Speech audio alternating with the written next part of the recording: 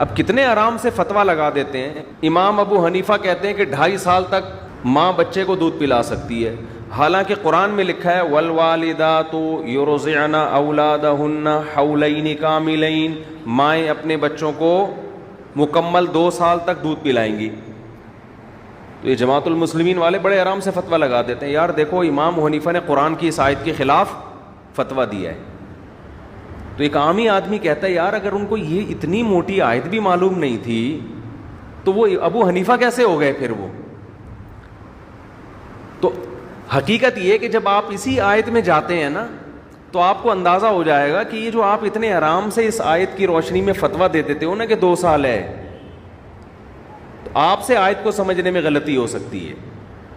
کیوں؟ قرآن کہتا ہے مائیں اپنے بچوں کو 2 سال تک دودھ پلائیں، لمن اراد ان یتم الرضاعہ.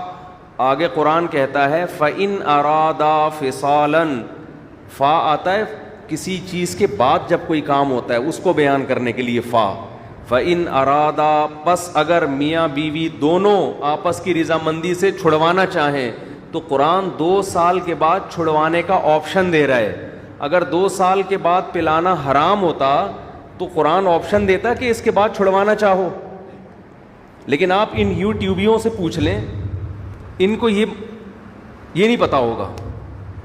انہوں نے ترجمہ دیکھا ہوتا ہے کہ مائیں بچوں کو کتنے سال دودھ پلائیں، 2 سال، اور فتویٰ ابو حنیفہ بھی تھوپ دیا اور ہر ایک پہ تھوپتے چلے جاتے ہیں. باقی یہ جو قرآن میں آتا ہے کہ 2 سال تک دودھ پلائیں، تو اس کا مفہوم امام ابو حنیفہ کی نظر میں یہ ہے کہ وہ والی مدت جس میں، جیسے حدیث میں آتا ہے نا لا رضاع بعد حولین، حدیث میں آتا ہے 2 سال کے بعد ماں دودھ نہیں پلا سکتی، یعنی رضاعت نہیں ہے. تو یہ وہ رضاعت ہے جو اجرت کے ساتھ ہو، یعنی 2 سال کے بعد ماں اگر بچے کو دودھ پلائے گی تو وہ اجرت کی مستحق نہیں ہوگی.